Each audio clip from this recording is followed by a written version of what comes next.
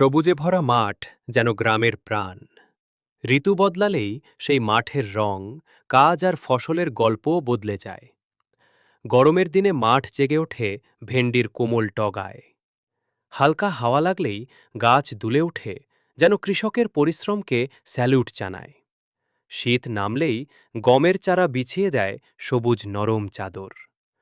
প্রতিদিন একটু একটু করে বেড়ে ওঠা গাছগুলো দেখে মনে হয় প্রকৃতি যেন ধীরে ধীরে সোনালি হাসি সাজিয়ে তুলছে। আরেক পাশে সর্ষের হলুদ ফুলে ভরে ওঠে পুরো মাঠ। সকালবেলা সূর্যের আলো পড়তেই ফুলগুলো ঝলমল করে, যেন কেউ হলুদের রঙে মাঠ রাঙিয়ে দিয়েছে। বর্ষা আসলেই ধানের চারা কাদামাটিটি ভেদ করে মাথা তোলে। মাঠ জুড়ে তখন একটাই সুর, জল, মাটি আর মানুষের মিলেমিশে ওঠার গান।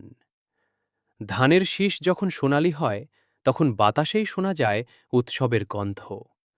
মাঠের মাঝেই কোথাও আলুর গাছ, কোথাও লঙ্কা, প্রত্যেকটাই যেন নিজস্বভাবে গ্রামীণ জীবনকে রঙিন করে রাখে। ঋতু বদলায়, ফসল বদলায়, কিন্তু মাঠের গল্প কখনো শেষ হয় না।